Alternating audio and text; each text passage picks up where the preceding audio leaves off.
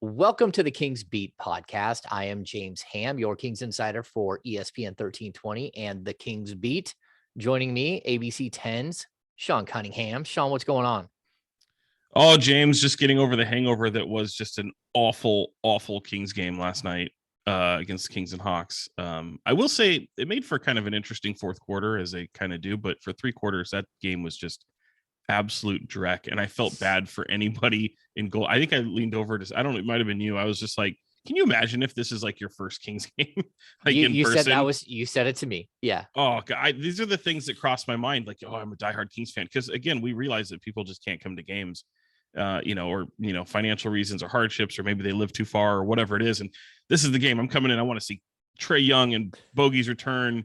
And boy, did you pick a hell of a game. And like it's just like sorry, Canadian, sorry. Yeah, the first quarter, both teams combined to shoot 33% from the field. That it was just so bad. Like, how many times did I just bellow out, how is this a 6-point game? How is this team still, like, the second quarter was so bad for Atlanta, and the Kings like couldn't take advantage very, very much. Like, Atlanta didn't score like the first 6 minutes. They didn't score at all. I think I will still say the Philly game was worse. I started shooting off text to people like mid third quarter, and I was just like, is this like the worst basketball game you've ever seen? And of course it isn't, but it just feels like it in the moment. The arena felt weird for some reason. Maybe that was just me. Like, I just had this vibe where I'm just looking around going, what the hell are we doing? Like, why are we here? Why are you people here? Don't you have anything better to do? And then the fourth quarter was actually entertaining. So, and I totally predicted that. I actually tweeted that. I was like, hopefully it sets up for a nice ending here, because this game was just trash. Who is the jersey we looked down and saw?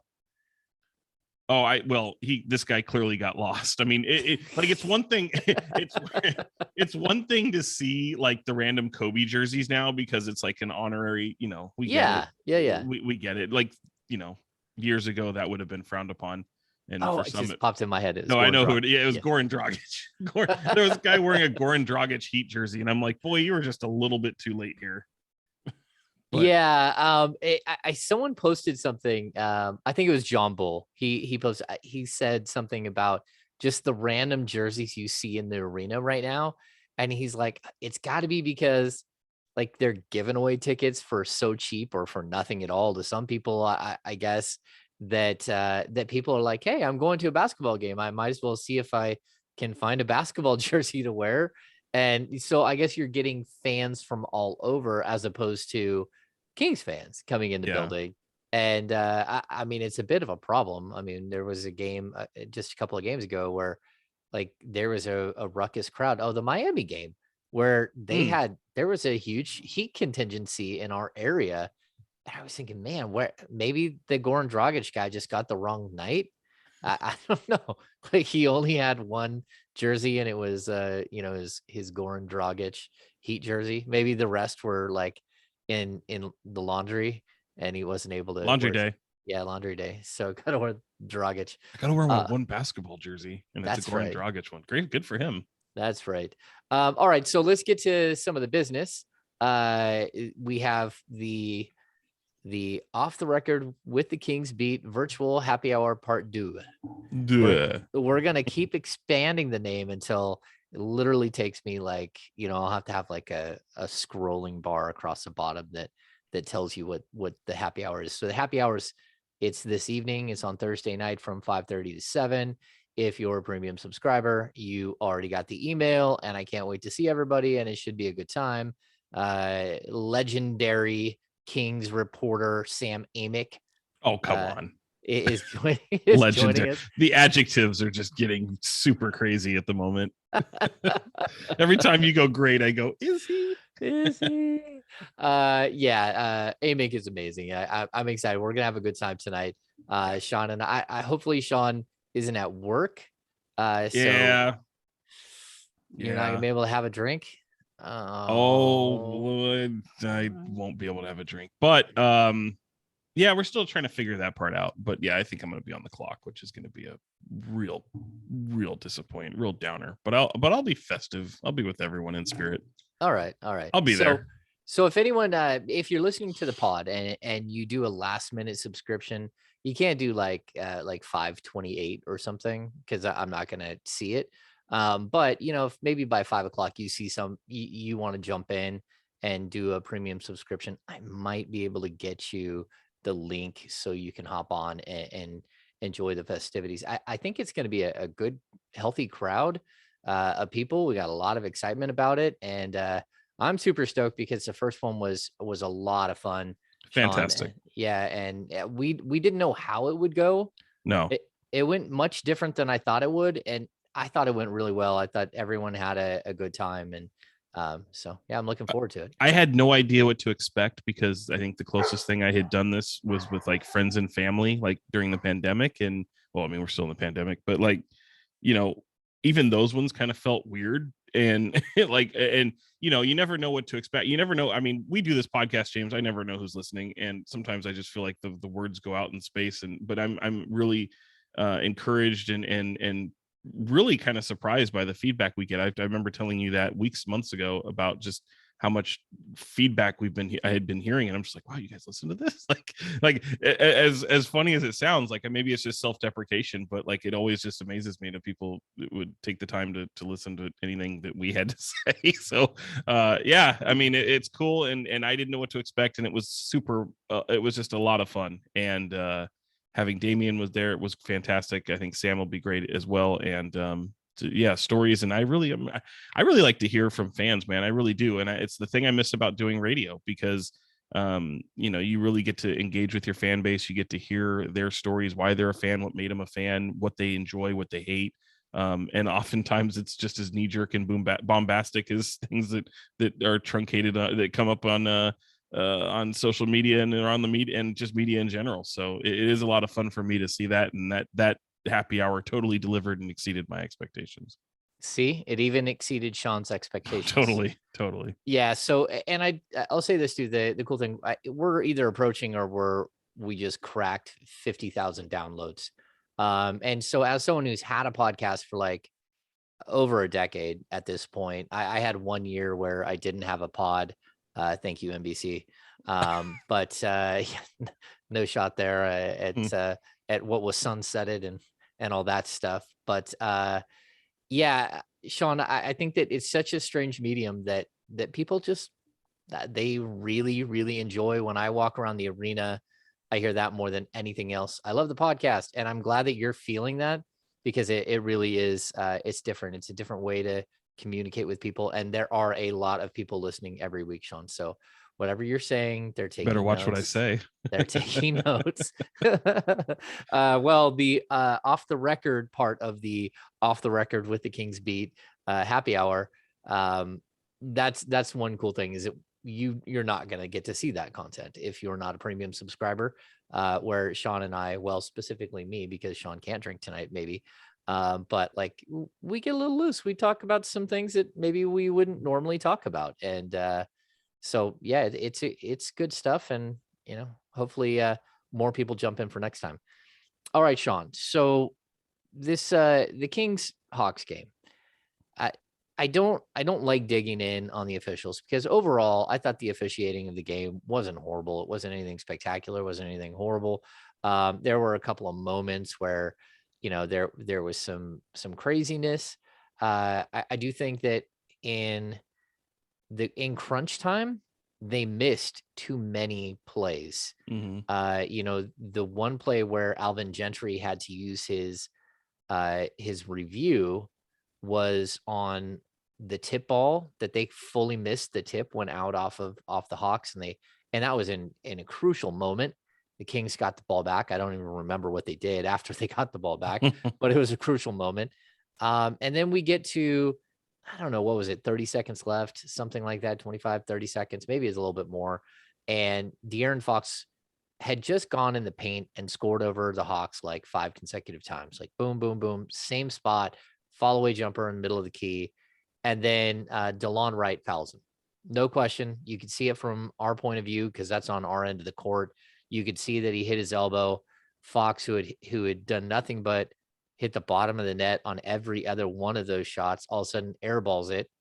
and then he was forced to foul, and Kevin Huerter went down and knocked down a couple of free throws, which, hey, I don't know how to say his name. Herder. Herder. Yeah. Herder. Okay. Don't hurt her. Hammer, don't hurt her. Yeah. Well, I Instead of kept hurt him. thinking that Buddy was going through his head. Herder? I didn't even touch him. Right. I Yeah. barely knew her. I didn't even defend him. What are you talking about? Oh, Herder. I see what you did there. Yeah. He wasn't the Yeah. only one, man. Like there was that play that he totally blew by Fox and Barnes, and neither one of them got picked. It's almost like they ran into each other but didn't. Are you sure And they didn't? I didn't go back and watch it, but it kind of funny looked enough, I like. actually have the replay right. I was just looking at it a second ago, Uh-oh. and I'm able. I wish I could share my screen, but I don't This know is how to do almost that. live But television. yeah, he goes left. There, a pick comes over. Fox does kind of step back a bit, and I mean Barnes is right there, but he just blows by right both of them, and then he goes reverse layup, bro. Like he just goes like Herder goes reverse layup, and I think there was a lot of that. I think there was a lot. I mean, this guy got a nice contract in the offseason for a reason. And James, the guy couldn't hit the broadside of a barn in the second quarter. I mean, he starts off fantastic. Then he can't hit a bucket. And then all of a sudden he steps up big again in the fourth quarter, 5 points in the final 30 seconds or something like that. But you're right, James. Some of those some of those officials, some of those whistles kind of bit the Kings last night, and they didn't pick up his travel. I mean, they never do. It seems like travels are the ones that they always, but the guy easily took 3.5 steps. And on that one where he went board, it went just right and went off glass, and it he took it right to Davion Mitchell. I mean, he has size on Davion, so they put Mitchell on him for a reason. So they spent time with everybody trying to guard this kid, and outside of the second quarter, they really couldn't do it, especially down the stretch. Yeah, he represented us gingers well. Yeah. You should have been proud. Yeah, I was proud. I hope he proud got I hope he has a spot in your wall in your bar. No, he doesn't. he is the chosen one. Nor will he.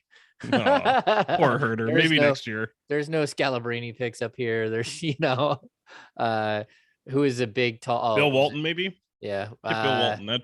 That's best redhead ever. I don't for basketball. Yeah, he might be. Robert Swift. Robert Swift. That's who had popped into my head. Robert Swift. He had the red perm before it went really long and nasty. Boy, he was a train wreck. Yeah. Oh, he had problems. Yeah. Yeah. By the way, he's been seen in your neck of the woods in the foothills, the Rockland Loomis area. What? Yeah, there was a really good story. Seen as in like Bigfoot, like he's like you could say that from one town to the next or something. Yeah, no, like he's been like Lifetime Fitness up in the Rockland area. Some of the other gyms up there, like the guy's been playing hoop, and he's kind of living out there again. I don't know if this is still the case 2 years from the story that came out, and I believe it was an SI. And apologies to the writer that did. I would love to shout them out because it is a really good story. But yeah, I mean, the guy went through some problems, like you said, but yeah, he ended up up in the Rockland, Roseville, Loomis, like that all kind of blends together. So yeah, he had a really substantial drug problem, if I remember correctly. Yeah. We were also Bakersfield. Yeah. It seems though most of that he was in Seattle. That's where most of his stuff was happening. We also, Sean, like outside of the Kings. Well, I'm going to finish up with this. I hate the last 2 minute report. Yeah. My former boss used to make me wait for the last 2 minute report every single day when the Kings literally had like 14 last 2 minute reports in a season. And I would have to write the last 2 minute report, like review every single game, which was just dreadful because it's completely pointless. It just doesn't make any difference at all. And all it does is make someone shake their head and just get angry. I would have thought, James, that when this was introduced back in it feels like it's been around for like 6 years now. Maybe a little longer. Maybe longer. And look, it's a tool used to hold officials accountable. And granted, we're in a time where officials are. Last night, I don't think was one of them. We saw all pretty much household name NBA officials. I don't recall seeing any name that I hadn't recognized before, because so many officials have been out with COVID and you have these replacements in there. And, but these all, if I remember correctly, like all of them were regular officials. Yeah, but I think so. it was used to hold people accountable. And then, maybe it was a nice just tip of the cap to fans who are like, oh, we got screwed. And the NBA goes, yeah, they got it wrong, but there's nothing that comes from it. I'm sure there's something behind the scenes that happens to officials, not necessarily like a fine but something in a review that at the end of the year you look at. And if you've got more positive than negative, then that's a good thing. But if you have maybe there's some sort of ramification or some training or whatever it is. I mean, these officials have a hard job, but for anyone that sees these things and they make it known to media and it's like, okay, yeah, there's an acknowledgement that they got this call wrong, or this was an incorrect call, or James, there's a whistle that went in your favor and we're acknowledging the fact that it shouldn't have.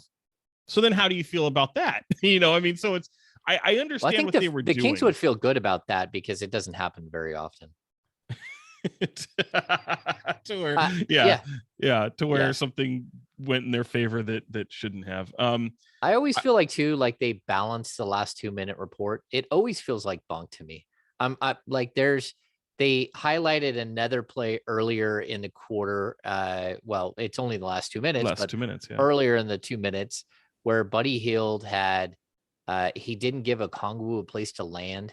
And so maybe Okongwu should have had an and one, or maybe he missed a shot. I'm not even sure. But they always try to highlight something else, like, see, it's still even. And that's what every time I get done with it, I'm like, okay, this doesn't feel right at all. I mean, in the previous game where there was this bizarre situation with De'Aaron Fox and the inbounds. Right. Well, that doesn't show up on the last 2-minute report at all. I was wondering about that, and I was surprised that it didn't, because we almost had an instance, James, where the same thing almost happened. Now, granted, it wasn't a free throw, but it was an inbound. Fox doesn't touch it, but the official had already started the clock, and it was the same thing. It was, look, for people who don't know, it's the free throws that happened with the Lakers. It was a free throw that came off, and it was missed. It was missed, and he let it drop. It looked like he was going to corral the rebound, the rebound, but he didn't. He let it drop, and they had already started the clock. And as a result, it was a clock malfunction. So they have to go, they call it a jump ball because Fox didn't have possession of the ball. Yeah. Right. Well, here's an inbound play where they do clearly have possession, and he goes to corral the pass that's coming to him, but he doesn't touch it to allow let's gain some time. And the official started the clock again. And he's looking at him, and it was a humorous moment because it was like, hey, we just had this, only it was coming off of a free throw rebound. But again, it was another malfunction with the clock and the official, and kind of disrupting the moment of play here. And it was just I just looked right at Alvin Gentry. Like, first of all, Fox he lost it. Yeah. Fox is smiling and kind of pointing at him, like, because what did he say? He says, well, I'm going to call it out when you guys F up the clock. So it happened again, and neither one of those was on the last minute. Not that it needed to be, but it was just kind of a strange. And Herter was at half court calling for a jump ball. He was. Exactly. But I think he was doing it. I think he was doing it just to be like, he was in on the joke. He knew the joke. Yeah, he did. Alvin Gentry did not think it was a joke, and you could also read his lips at one point. I believe he said, "This is our home court. What are you doing?" Like, he was angry because the officials have there's some craziness here that we could discuss.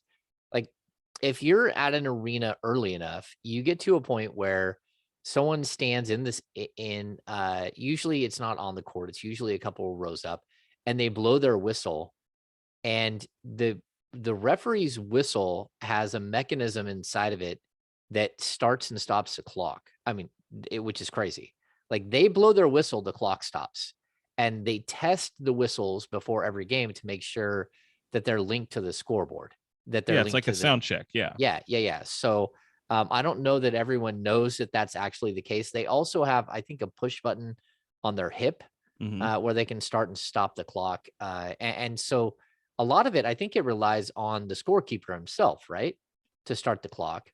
But the officials also have an opportunity. Yeah, because they can. First of all, the officials do it, but they can also, the clock guy at the desk or at the table, he can also reset it to reflect in case they didn't stop it in time, or maybe too much time had run off. So yeah. So, and here's what I would like to see outside of these two games. Whatever. I mean, officials make mistakes. You hate to see it. 2 games in a row where I think it did impact the outcome of the game. Like the Kings actually had a shot when Fox let the ball bounce and didn't pick up the rebound, which I'm not even sure why he did that. It was almost like he was trying to like trick the clock operator and to make some sort of point, and then because he It didn't make sense. It's like he got too cute and it yeah. ultimately bit him. It's like, just get it and go. Yeah, and then on top of that, you let the defense set up by waiting. There Mm-hmm. was no purpose for that unless he was trying to sort of scan the court and see what was going to happen and then go, but it was silly either way. So I don't like even the challenge situation because number one, I think if you win a challenge, you should get another. Because that only makes sense because if you lose a challenge, you lose a timeout. So I think I don't know why they're associated with timeouts anyways. If not for the fact that maybe someone would challenge something just so they would get a timeout. That's probably like the fail safe of why they do that. But Sean, like there needs to be a red flag or something, or like the big giant button that they can hit for review on a play that isn't called because all they can review now is when they think an official made a mistake by blowing a whistle. Mm-hmm. They cannot review a play where an official makes a mistake by not blowing a whistle. That doesn't make any sense at all. So the Fox situation, like the Kings couldn't review that. The fact that Right. he got hit right on the elbow was not reviewable. And you lose possession and you lose a game. I mean, at that point, it was a 2-point game. They fouled Herter. He went down, hit 2 free throws, and went up to a 4-point game. Totally changed the complexity of the game. It's And completely an imperfect system, and I understand. I mean, look, it's imperfect in the NFL too. I mean, it's just not. oh yeah, It's just such a mess. yeah. But What I you can do. and can't review, yeah, it's bizarre. It's like, if the object is to get it right, then none of that should matter. But you also want to keep up with pace of play and make sure that the game doesn't just get bogged down with challenges and all that. I get it. But at the end of the day, like, NBA replay is still very much brand new. And you're right, James. I agree 100% with you about being able to challenge something that wasn't called. Like, if there should have been a whistle,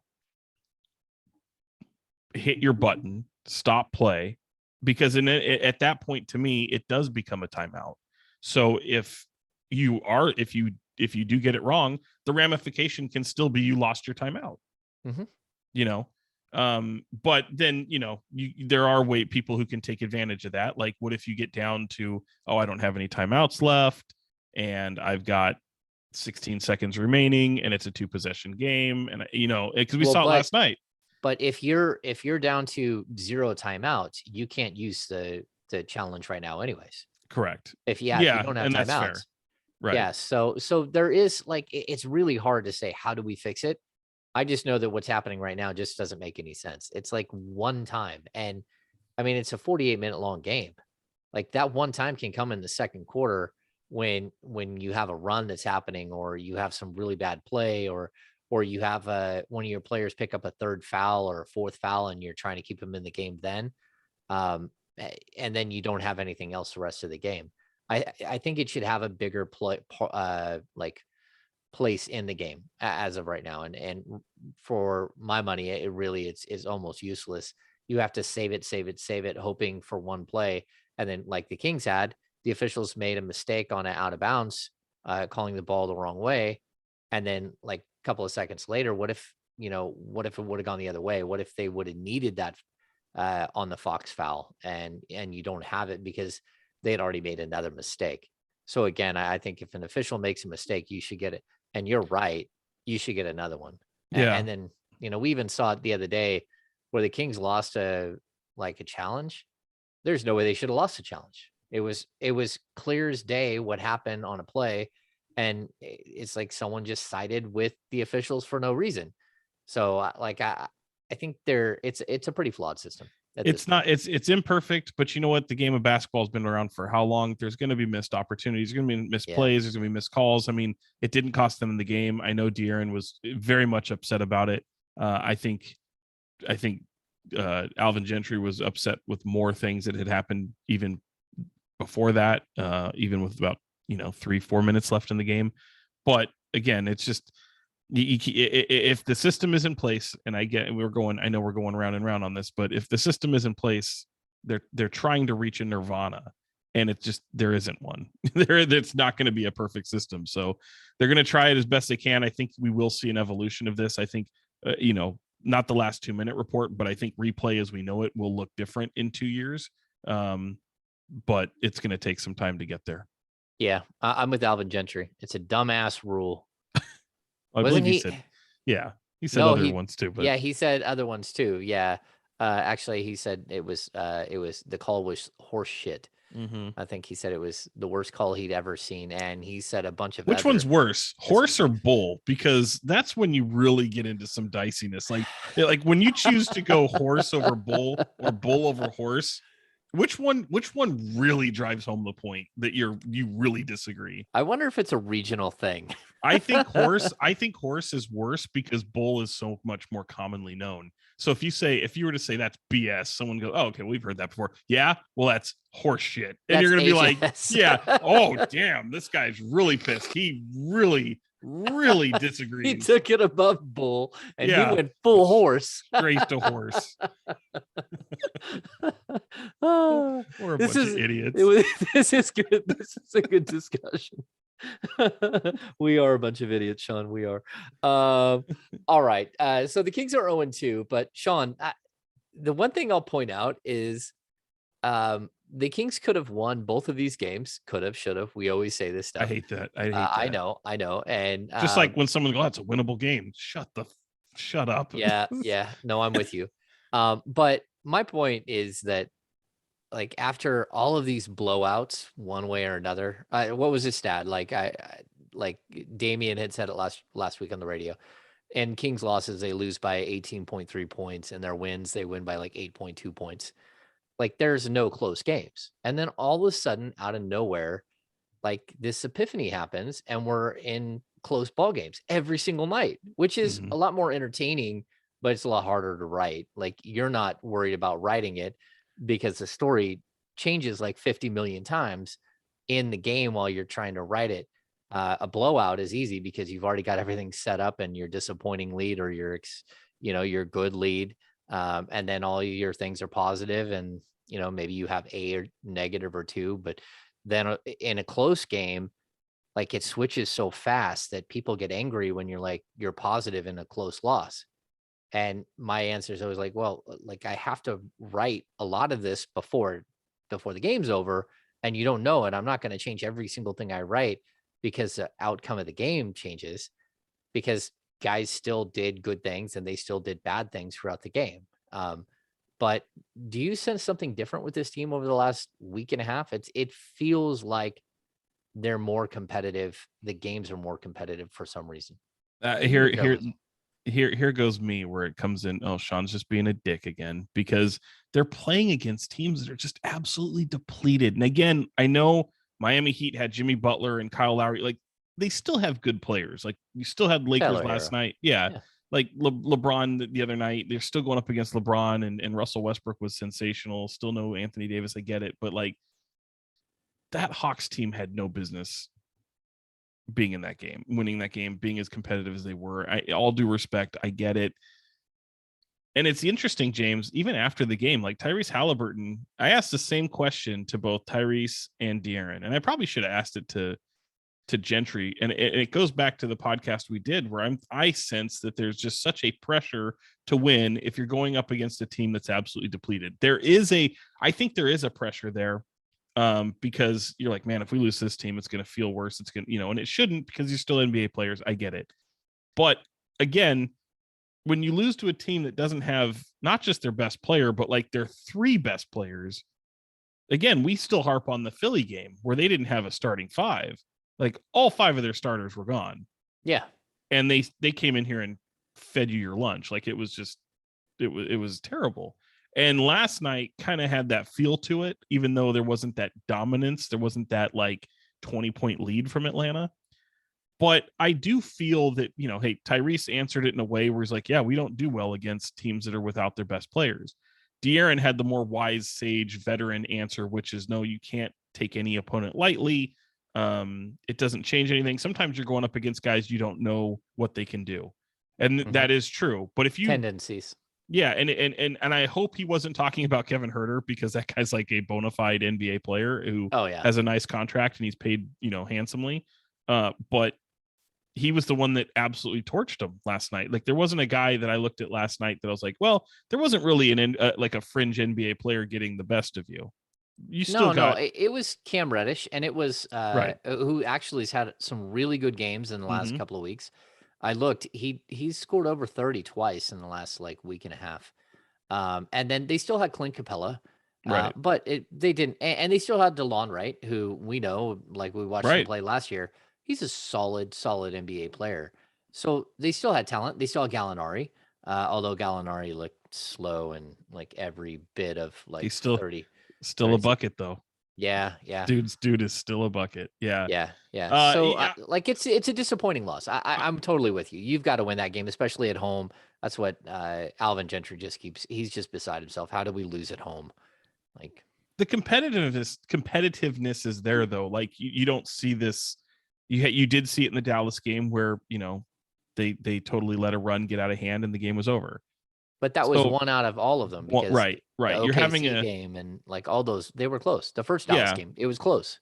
you're having a much better sample size. It's just unfortunate that a lot of the sample sizes against these teams are primarily just depleted. Now, again, look, Kings are without Rashawn Holmes and Metu, who is now kind of a major rotational player now. Like, again, every team is going through it, so you can't really help that. But boy, I want to see this team have a more level of compete, have a better level of compete, have a better fortitude about them. And maybe we're seeing it. I don't know. I have my doubts a little bit, but as they point out, they end up playing better against teams that do have all their dudes. So Yeah. let's see what it looks like in the on this road trip in this next week or so. I think the interesting thing happened. I tweeted it out, and then it became like a strange focus in post game that De'Aaron Fox and Tyrese Halliburton both had 20 points in the game. It's the first time this season that both players had 20 points. I think last season they had a few games. I haven't gone back and looked, but I know that there were some games where they both scored 20 or more. And I watched them. They were both really, really good. I wanted more shots out of Mm-hmm. Tyrese Halliburton. He really had a rough shooting first half, really came alive in the second half. He only had 2 assists. I think a lot of that was because no one of the Kings could hit a shot at all outside of Fox or Halliburton. And Fox was taking guys off the dribble, so you're not going to get your assists. But overall, I think that these guys are showing signs. And to be honest, I think De'Aaron Fox is showing signs of not only is he playing better. I mean, he had the 3 games coming back off of COVID where he wasn't great, but the 5 games before and the last 2 games, he's been spectacular. He's made has he made a couple errors? Yes, he's made a couple of errors. It cost them in the end, but you really have to look at him and say, look, it's not. He's not the reason they lost the game. It's because they kept the game too close, and he wasn't the reason why they kept the game close. He kept the game close, sort of on his own, like backpacking the team. But he looks more like the player we saw last season. And Sean, he seems more engaged. Is that just me? Like I'm hoping for that moment where like, he's fully all in, and I don't think we're there yet, but I think we're starting to see the old Fox. The thing that stands out to me, because I do put a lot of the blame on him, especially when it comes to defense and turnovers. So, I mean, Alvin talking about taking care of valuing the ball and valuing the possession sounded like Jerry Reynolds. Like, I thought Jerry Reynolds was throwing his remote at his TV, like hearing these comments because, but to your point, James, the thing that stood out most is the De'Aaron Fox takeover mode, which is in the fourth quarter where, hey, my teammates want me to score. I have to be this guy. And it's the thing we've seen since he stepped foot in the league. Like Buddy Hield always says, Fox plays better when he's pissed off. Of course, we see that. But he's got to just keep the foot on the pedal. Like that he does flip the switch and kick it up a notch in the fourth quarter. We hadn't seen that in a while. Yeah. And in these last 2 games, now, unfortunately, as he points out, both resulted in losses. So that sucks for him. But in the Lakers and the Hawks game, both, like, he was sensational offensively from a scoring standpoint in the fourth quarter. Turnover is a problem. Turnover is a big problem, and it's not just with him; it's just with the team in general. But yes, I do like. I love the play in against the Hawks. Every time down, it was almost the same exact play, and it was all right. Here's a fall away. Here's a pull up. Here's a spin move. I mean, he made practically the same thing every single time, and then he gets fouled on the DeLon Wright play. And it's against a guy that knows him pretty good. I mean, DeLon had some time here against him in Sacramento. So to see him have that, I love that. I love seeing that takeover. He did it against the Lakers as well. So Yeah. I mean, I think there is something to that, James. I just, it feels good, but I think a lot of times because he gets the scoring, a lot of times people will tend to not pay attention as much to the turnovers and the defense, because that should coincide with him being part of that takeover Fox. And it's definitely an Achilles heel right there right now. So maybe, is he all the way back? Is he all the way there? No, but he has played some pretty sensational basketball, both before COVID and coming out of this COVID protocol for the second time for him. Yeah, I think he also like he has been better defensively. Like I thought he was engaged defensively, especially in the Lakers game. I thought the same thing. There were plays last night where I thought he was all over the place and like Mm-hmm. really engaged. It wasn't just him like getting blown by. I know we have the one play where he did get blown by, but I also remember was it last night or was it the Lakers game where it looked like he was going to hand the ball to Harrison Barnes on a sweep around. Like Harrison Barnes was setting a screen at not at the top of the key, but right at like the free throw line. And then Fox just blew through two guys. Right. Like Right. everyone thought, oh, he's going to hand it off and maybe he'll get it back. But he just ran right through. So, I mean, those things happen. They just can't happen as often as the Kings have been allowing it. I think the other thing too, I'll point out with the game last night, we walk into the media room. Alvin Gentry in pregame was really long-winded, and he was very focused on like three things. And one of them he added way late, which was pace of play. He said all of these other things, and then he came back to pace of play, which we have not seen. So just so people know, I track almost every day. The Kings' pace has dropped like pretty substantially in the last like week and a half, 2 weeks. Mm-hmm. Their offensive rating has dropped substantially since Luke Walton left. Their defensive rating has gotten much worse. The fact is they keep getting blown out or blowing out teams, so the numbers like are hard to look at on a game in and game out basis. But my point was that Alvin brought up two things. We have to get offensive rebounds because that's how they lost the game before against the Lakers. They gave up 18 offensive rebounds. If we can just get that down to 10, then we would have won. Or if we just get that down to 15, we probably would have won. And then he said turnovers, and we turned the ball over 18 times, whatever it was. If we would have just turned the ball over, 8 times, or 12 times or 15 times, and we probably would have been okay. In the first minute of the game, Sean, they turned the ball over twice and gave up 2 offensive rebounds for buckets. Yeah. Timeout. It was like, man, like, are you not listening? Are you not listening? It's so frustrating to see a team do stuff like that and just not be able to figure it out. Rudy Gobert has entered health and safety protocols. Interesting. Kings don't Uh, play Utah though. It's no, unfortunate. no, but yeah, well, then it would be a lot of Whiteside. Yeah, but he's sort of the guy that started the whole thing. So we're back to Rudy Gobert and health and safety protocols. Second But time. yeah. Okay, so Sean, we get it. The Kings are all over the place. We are going into trade season now. We're going to start cranking up more and more about what we're talking about when it comes to trades. And I think today, like, there's enough stuff out there. Like I've made some of my thoughts known on what I would like to see. But Sean, if you were Monty McNair, who are you targeting? Who is off limits? What are you willing to do right here? Like you don't have to just make 6 trades here, but what are you attacking? Whether it's a player type or a position type or an idea or specifically one player that could be available. Like what are you doing in this situation? Well, I mean, first of all, I'm calling practically every team. He does it anyway, but you got to know what's available. You need to know the temperature of the room. You need to know the value of your team. I'm going to answer the second part first, which is everybody's available. Everyone. Even if I could trade an assistant coach or a ball boy, I would. I mean, you know what I mean? Like everyone's available. If I could trade, it doesn't matter. Everyone in my team would be absolutely available. As far as like who interests me the most, obviously I could come out and say Dame Lillard, but that's just not realistic. Like the Kings aren't going to be able to pull that off. So, apologies to those that'd be like, why didn't Sean say Dame Lillard or LeBron James or something like that? Like, that's just LeBron James. Yeah. There's two people to me, and one is super super obvious because it's Ben Simmons, and again, I'm doing everything I can within reason to make that trade, but again, there has to be a willingness to do it back, and I think the reality is that Sacramento just doesn't have the pieces, even with the draft capital, which is probably super attractive even to Philadelphia. It's just not the type of assets that they want back in return. They want play now. They're win now focused.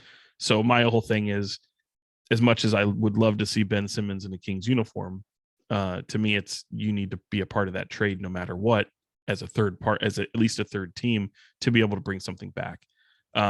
But at the end of the day, if there's a way to get Ben Simmons, I think you got to do it. I really do. That's the type of risk all move that you should do. The other guy, however, that just stands out, and again, I don't know the how realistic it could be, but it would be franchise altering, and that's Bradley Beal.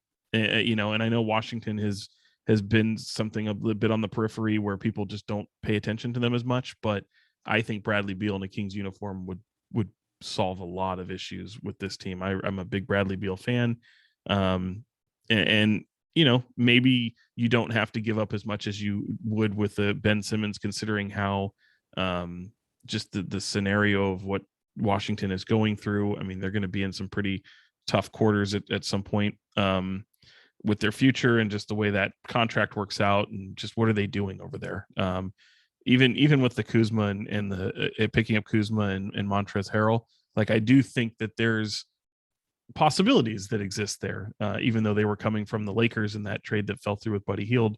Maybe there's a Kuzma interest there still. I think that's something that could be looked at, but I don't know, man. Like those are just the ones that continually pop in my mind. I know one is super obvious and the other one really isn't, but that's kind of where I start. I think there's a lot of possibilities throughout the league, though, and I think again, you kind of have to identify what are those teams that are looking at where are we in the moment. Like, are we going to compete? Are we not? It's almost like baseball, and you're Yeah. getting closer and closer to that trade deadline. So I had expected a lot more moves than we've seen. I mean, we haven't really seen any. So I Wait, would have. Rondo was traded. That's not a move? That's not a move. I mean, and I don't even mean just from a Kings standpoint, James. I'm talking about like even throughout the league. Like there's such a hold right now, which I didn't expect. I thought the NBA would be open for business, as everything I had been seen and told, and just people forecasting what could be, especially with the way the offseason is looking. So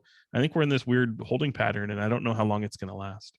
Yeah, I think the biggest issue the NBA has right now is COVID, and it's a huge distraction for these GMs who are now surfing the waiver wire. They're surfing like they're pulling guys at Lance Stevenson put up what 20 or 22 in the first quarter By the way, yesterday. the NBA is the NBA is a better place with Lance Stevenson in the league playing his air guitar, and just and you know what?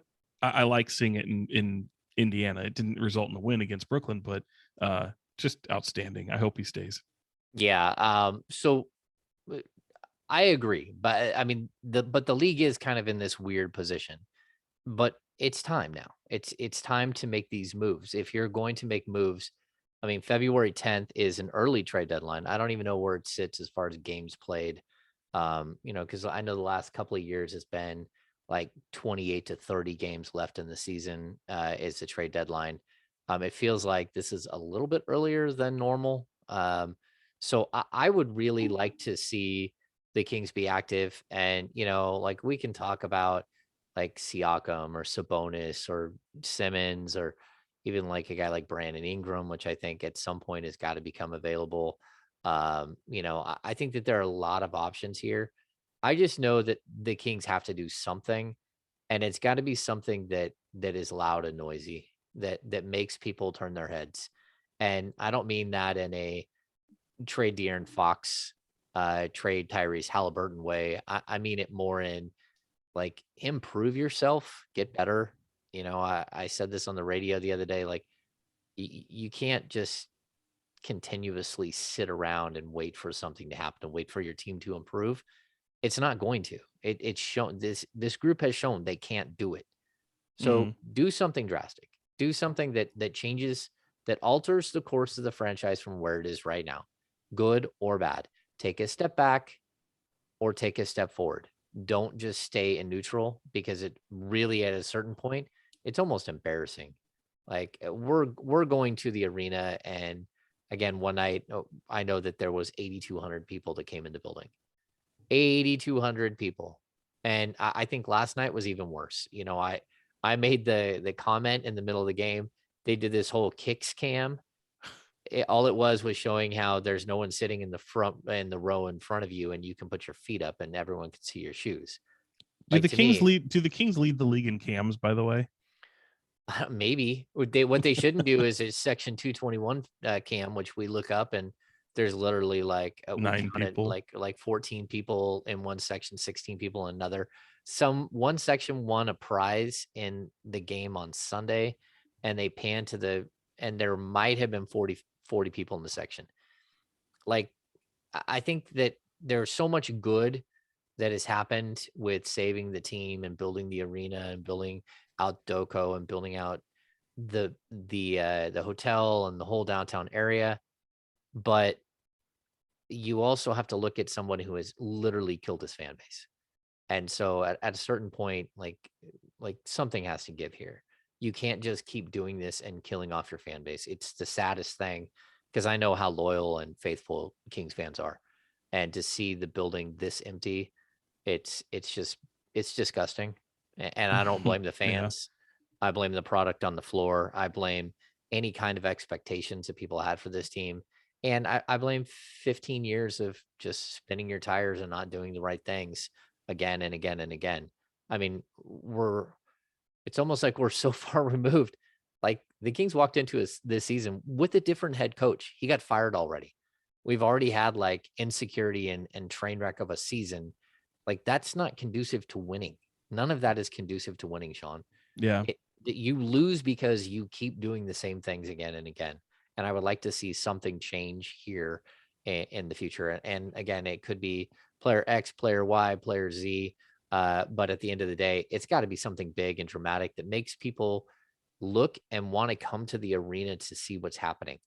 And that, I think, it's not a good place to be in, because then you're out of a point of desperation at some point, or out of a point of, I mean, if you just sit on your hands and you don't do anything for another trade deadline, I just don't know how people keep their jobs. Yeah.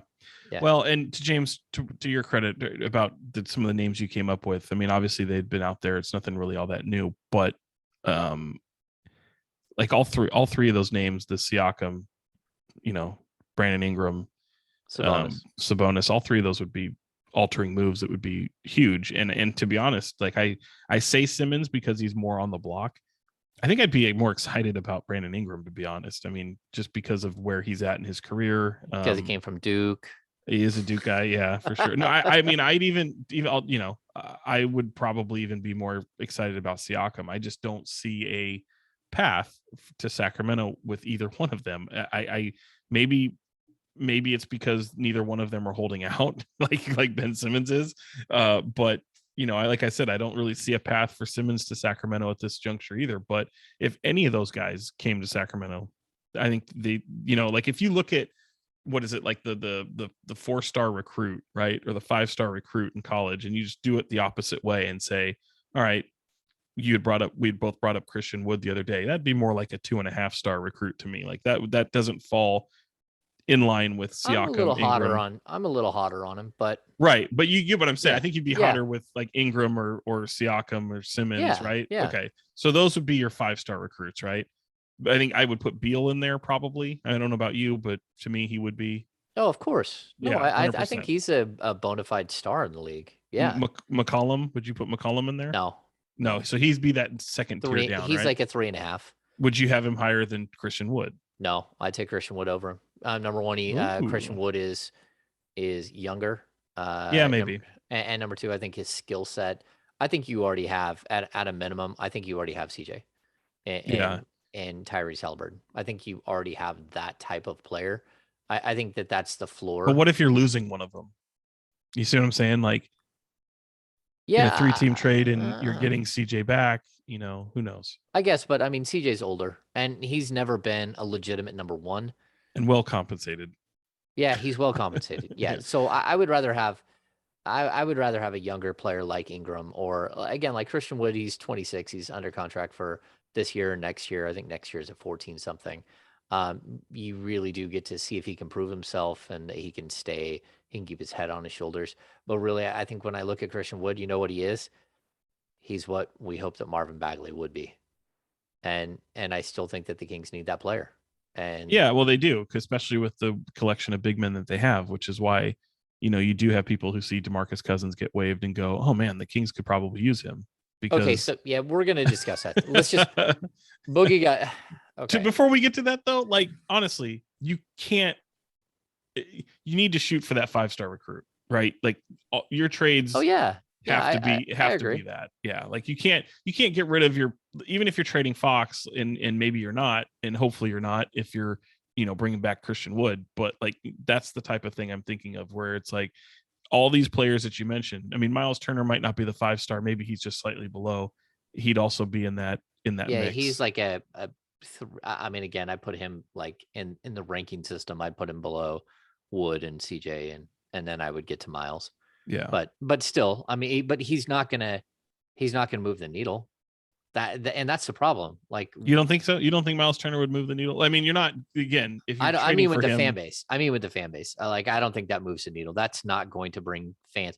Trading for a guy who averages like 12 and a half, 13 points Right. and 8 rebounds or 7 rebounds. That's just I mean, he's a good defender, but he's literally not gonna no one's gonna come out to on day one to buy their Miles Turner jersey. No, I got you. I agree. I agree with that.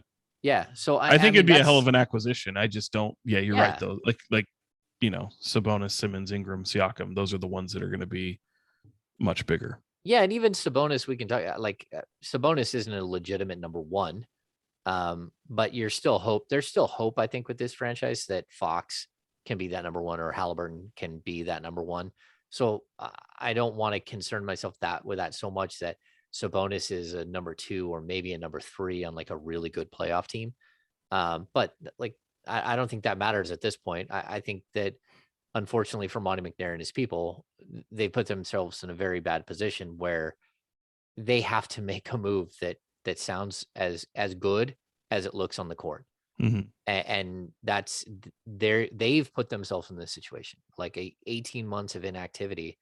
Like we talked about it before. Like your big moves are Terrence Davis out of the rotation, Tristan Thompson out of the rotation, Mo Harkless pretty much out of the rotation, Alex Len only in the rotation because Rashawn Holmes is not there. Those are your four moves. When Chimezie Metu and Damian Jones move above your four big moves, and sure, you found those guys as well, but when they've moved above your four moves, that tells you that you didn't have big moves. Fair. I mean, Yeah. that's the long and the short of it. I mean, again, no one in Sacramento has a Tristan Thompson jersey or Mo Harkless jersey. I mean, Wow. yeah. Shots fired. No, I will mean, say, I mean, there you know were what I'm people who saying. were, that's what the crazy part to me was like, I don't want to rehash all this up, but to people who were so giddy over their offseason acquisitions, I'm like, what were they? They were like, and even the moves that they doubled down with that they brought in. And again, I give them credit for trying to address a need last year. But, if there was any reminder that move for Tristan Thompson was just an absolute debacle last night was it. I mean, you made Atlanta better. Yeah. And again, it's like, that's why that's one of the reasons why people were, when they were critical of me, saying I didn't think, again, I'm not trying to pat myself on the back, but it's like, no, I didn't like any of these moves. I didn't like them. I respect what you did. You wanted a healthier sample size to double down on the success, or what you perceived as success for the last 30 games of the season last year. Okay. Well, at least I understand what you're trying to do. I don't know that I agree with it. I don't agree with it, but because of that, I don't predict you're going to have much success. I think, Sean, it really does come down to this. They brought in players to support a core. Then the core proved they're not good enough. That the support that they brought in, and now and you should have known a year ago. Yeah, you needed more support than you brought in, because the support you brought in cannot do the things that your core needs, because your core just flat out, it's not good enough. Right. And it's unfortunate. So that means one thing. It means your core has to change, because it doesn't matter how many times you bring in these secondary, top 10 rotation guys, but really 6 through 10 rotation guys for most teams. That's what you brought in. And your top 5 just have proven that they cannot play well enough to basically support the type of role player you brought in. And it is what it is. They're not good enough. So, all right, let's finish up with the business of basketball. Sean, players are dropping left and right. I mean, we're well over 200 players in COVID that have gone through or are in COVID protocols. Probably haven't seen the end of it. Kings went through their 7 players, and then all of a sudden we're back up to 2 players.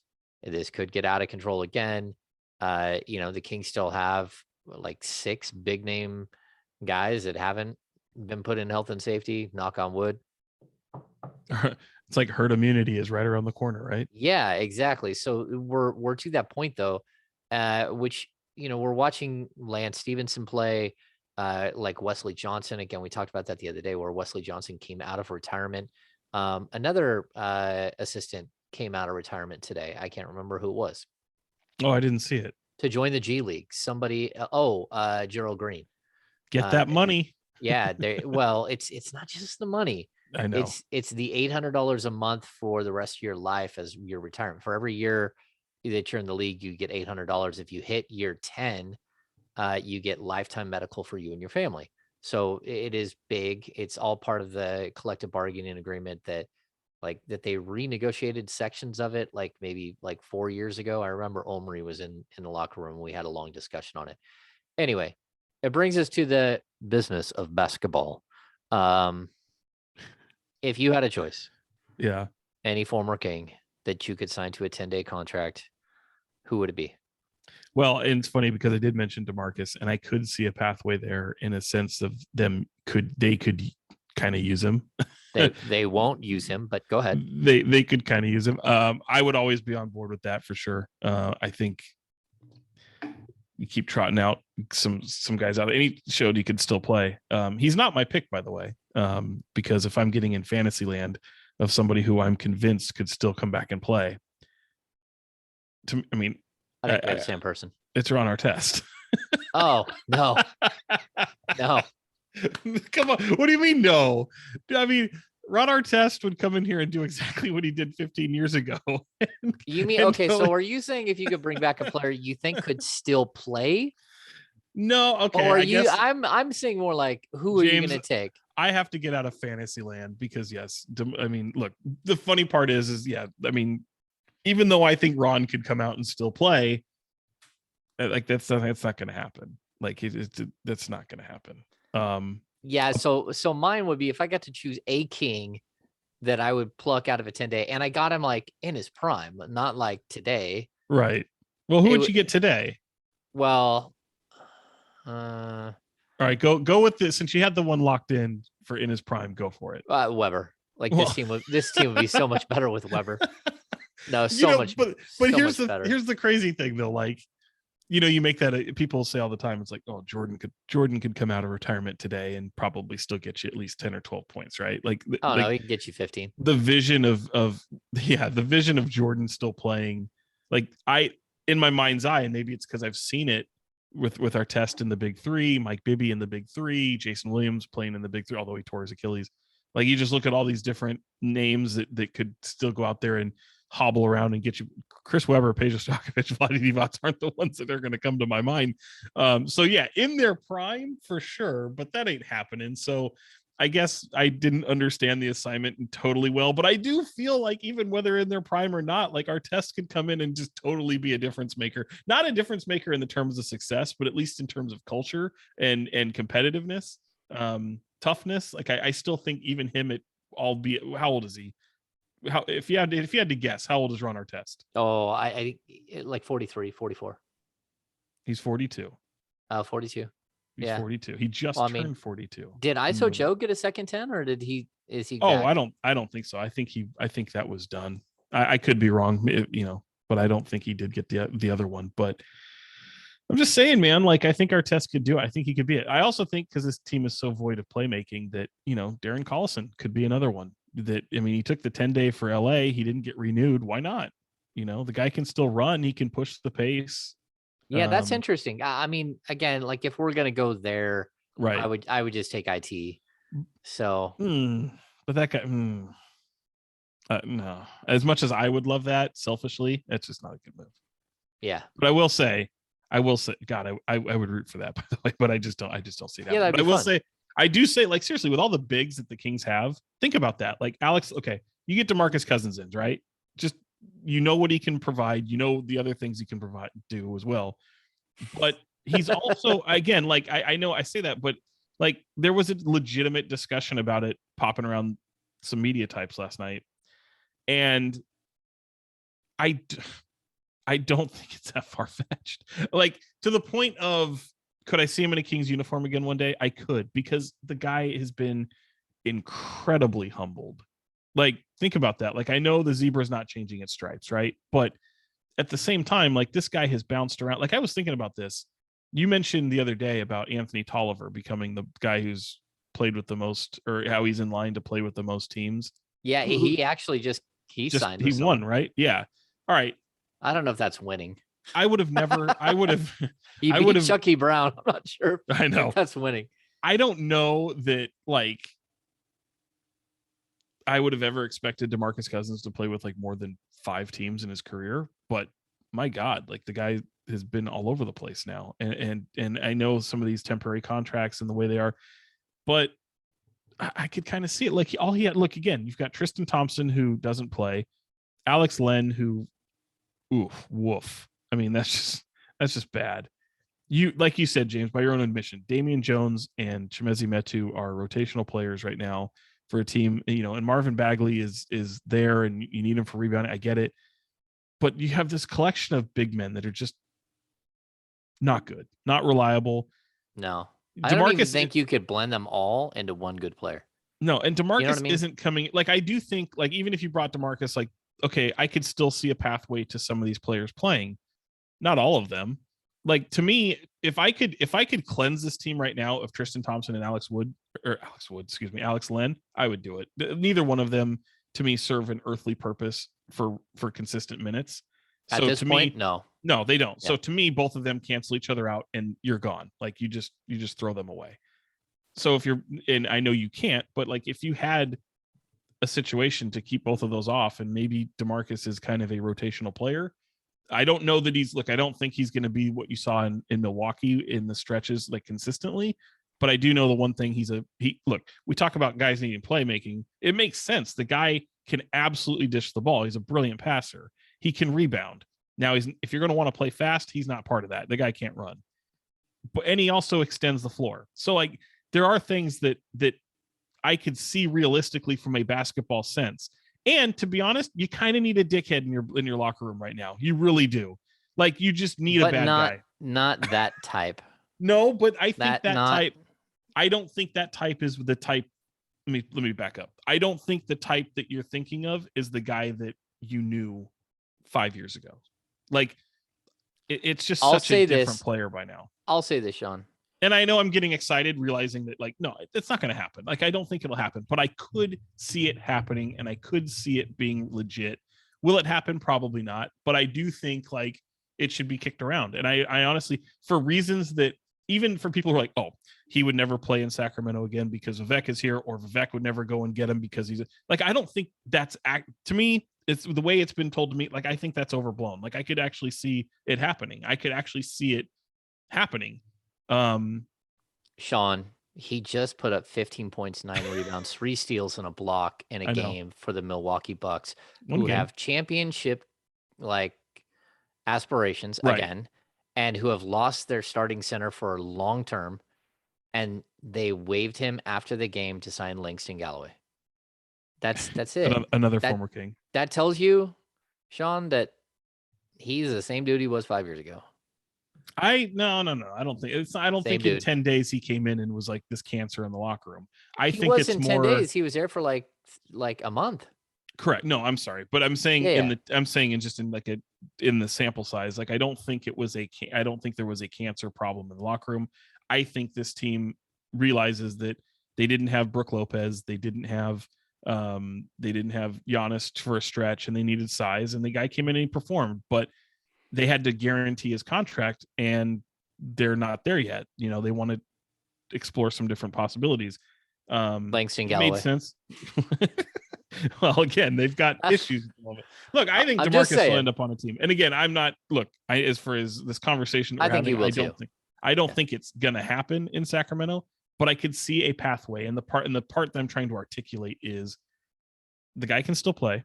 I think we've seen that. Yep. To I a don't degree. Like, disagree at all. I think it he can still play. He's not the same guy, but he can still play. no, laterally it's kind of a mess. Like, there's no quickness there. Like, it's but again, he's not the same Boogie you knew, but Cuz is still Cuz. And again, I don't think the locker room, the personality, the all that stuff, I don't think that's a problem. I don't think the stuff that would preclude him from coming to Sacramento, meaning he wouldn't want to be there, Vivek wouldn't want him, I don't think that's an issue. I really don't. If like, for example, if Monty McNair and Joe Dumars in their collection, they're like, hey, you know what?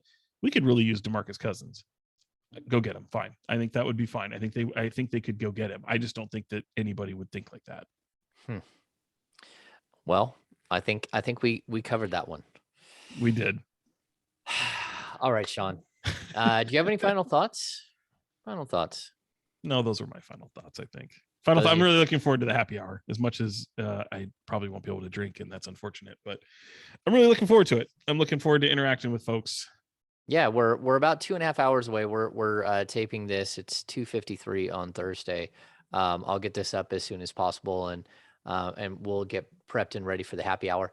So again, if you're a premium subscriber, you will be joining us. You have the opportunity to join us. You've already got a link and in your inbox to join us on the happy hour tonight.